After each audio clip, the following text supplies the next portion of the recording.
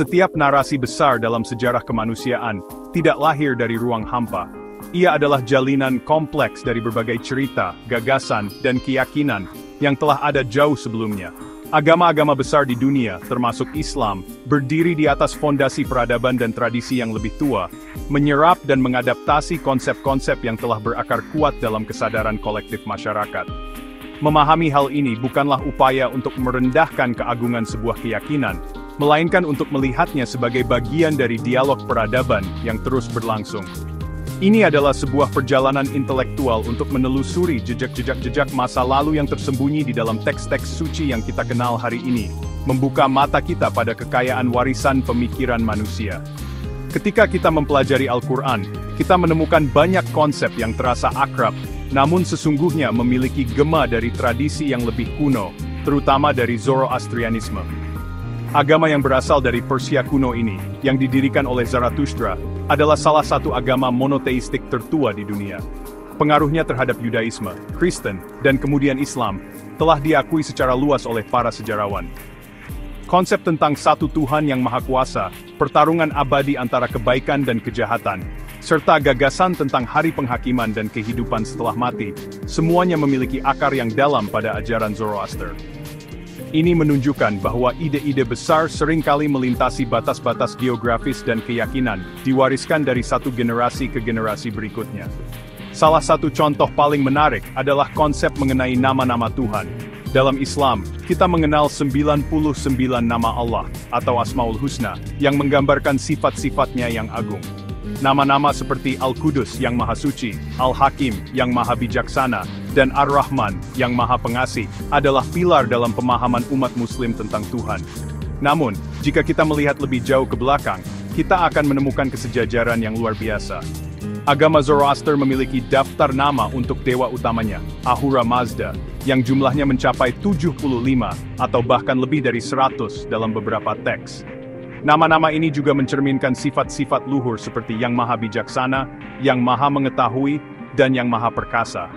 Korelasi ini bukan sekadar kebetulan. Banyak dari nama-nama dalam Asmaul Husna secara konseptual, dan bahkan beberapa secara linguistik, sangat mirip dengan nama-nama Ahura Mazda yang tercatat dalam Avesta, kitab suci Zoroastrianisme. Sejarah mencatat adanya interaksi yang intens antara peradaban Arab pra-Islam dengan Kekaisaran Persia, tempat Zoroastrianisme berkembang. Pertukaran budaya dan ide-ide keagamaan adalah hal yang tak terhindarkan. Oleh karena itu, sangat mungkin bahwa konsep tentang sifat-sifat ilahi yang diekspresikan melalui serangkaian nama ini, diadopsi dan diadaptasi ke dalam kerangka teologi Islam yang baru lahir. Ini adalah bukti nyata bagaimana sebuah ide dapat bertransformasi dan menemukan rumah baru dalam konteks spiritual yang berbeda. Kemiripan antara Islam dan Zoroastrianisme tidak berhenti pada nama-nama Tuhan. Salah satu formula yang paling sakral dalam Islam adalah kalimat pembuka yang mengawali hampir setiap surat dalam Al-Quran, Bismillah Ar-Rahman Ar-Rahim, dengan nama Allah yang Maha Pengasih lagi Maha Penyayang. Kalimat ini adalah gerbang spiritual bagi umat Muslim sebelum membaca firman Tuhan. Namun, formula pembuka yang serupa juga ditemukan dalam kitab Zoroaster yang lebih tua, yaitu Dasatir-i Asmani atau Dasatir-i Asmai.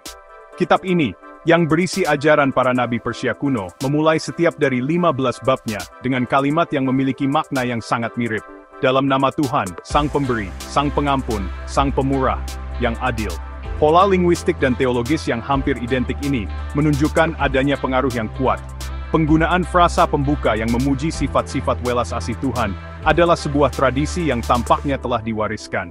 Konsep memulai sebuah teks suci dengan memanggil nama Tuhan yang penuh kemurahan hati adalah sebuah jembatan yang menghubungkan dua tradisi iman ini. Hal ini sekali lagi menegaskan bahwa Nabi Muhammad, dalam menyampaikan wahyunya, tidak berada dalam isolasi budaya. Beliau berada di persimpangan jalan peradaban, di mana gagasan-gagasan dari Persia, Bizantium, dan tradisi Semit lainnya bertemu dan saling memengaruhi, membentuk mozaik spiritual yang kaya dan berlapis. Selanjutnya, mari kita lihat konsep eskatologis yang sangat penting dalam Islam, Sirat al-Mustaqim, atau jalan yang lurus. Dalam Al-Quran, frasa ini merujuk pada jalan petunjuk ilahi. Namun, dalam tradisi eskatologis Islam yang berkembang kemudian, Konsep ini digambarkan secara lebih harfiah sebagai sebuah jembatan.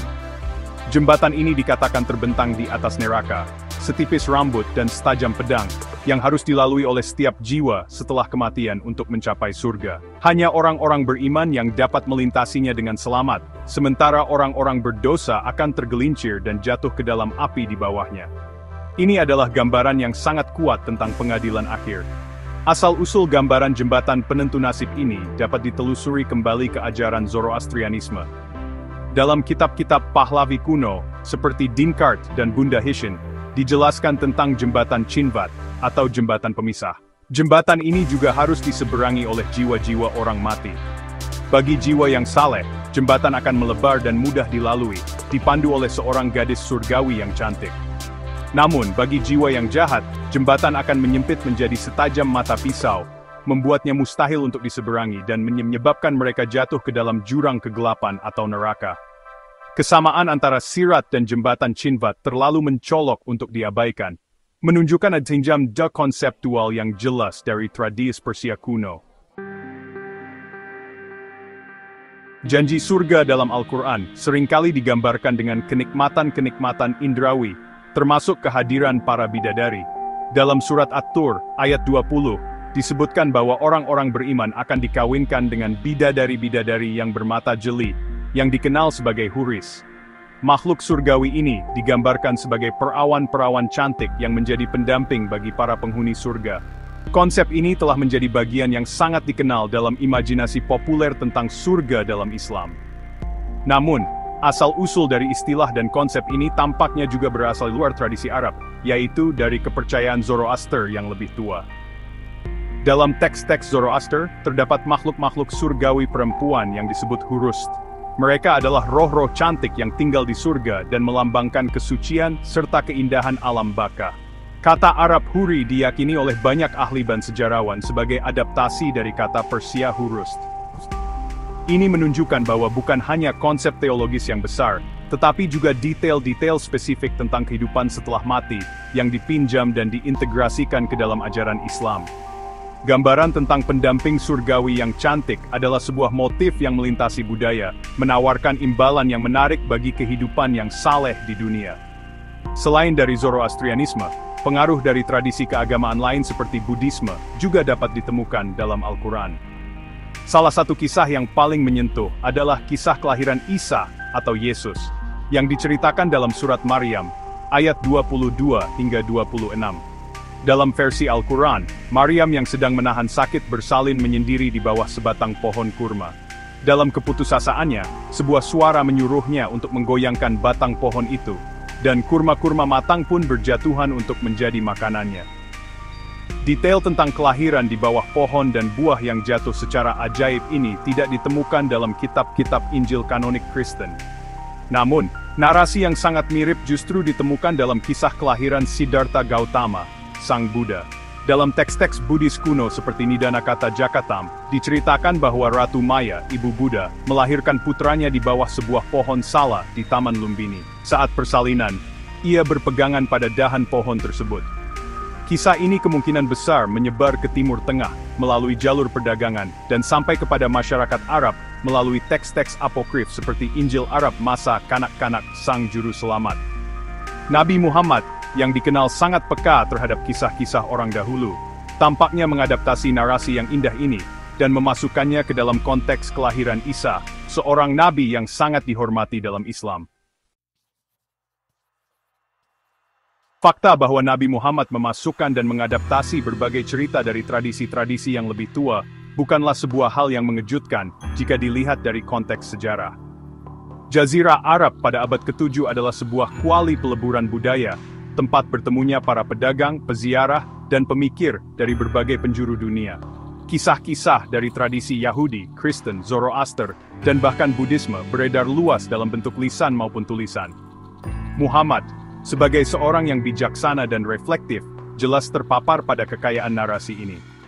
Beliau tidak menciptakan dalam ruang hampa, melainkan menyusun sebuah visi baru dengan menggunakan elemen-elemen yang sudah dikenal oleh masyarakatnya. Proses asimilasi ini adalah sebuah metode yang umum dalam pembentukan agama-agama baru. Dengan mengambil cerita-cerita yang sudah akrab di telinga pendengarnya, seperti kisah para nabi dalam tradisi Yahudi Kristen atau konsep eskatologis dari Persia, dan membingkainya kembali dalam sebuah pesan tauhid yang radikal, Muhammad berhasil membuat ajarannya lebih mudah diterima dan dipahami.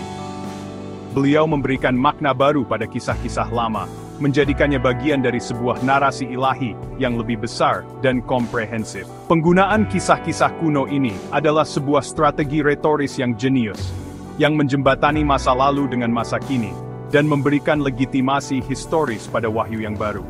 Oleh karena itu, memahami asal-usul berbagai konsep dan cerita dalam Al-Quran seharusnya tidak mengurangi keimanan seseorang. Sebaliknya, hal ini justru memperkaya pemahaman kita tentang bagaimana wahyu ilahi berinteraksi dengan sejarah manusia. Ini menunjukkan bahwa Tuhan berbicara kepada umat manusia menggunakan bahasa dan simbol-simbol yang mereka mengerti. Mempelajari jejak-jejak Zoroastrianisme atau Buddhisme dalam Islam adalah sebuah pengingat bahwa kebijaksanaan tidak mengenal batas geografis atau agama. Ia adalah warisan bersama umat manusia, yang terus-menerus diinterpretasikan ulang dan dihidupkan kembali dalam konteks-konteks baru. Pada akhirnya, keterbukaan untuk mempelajari sejarah dan pengaruh lintas budaya adalah kunci untuk pemahaman agama yang lebih dewasa dan toleran. Ketika kita menyadari bahwa keyakinan kita berbagi akar dengan keyakinan orang lain, dinding-dinding pemisah mulai runtuh. Kita mulai melihat kesamaan, bukan hanya perbedaan. Mengakui bahwa konsep seperti 99 nama Allah, Sirat al-Mustaqim, dan bahkan kisah kelahiran para nabi memiliki kesejajaran dalam tradisi lain adalah sebuah langkah menuju dialog ariman yang lebih tulus. Ini adalah undangan untuk melihat agama bukan sebagai benteng yang tertutup, melainkan sebagai sungai besar yang dialiri oleh banyak anak sungai dari sepanjang sejarah peradaban manusia.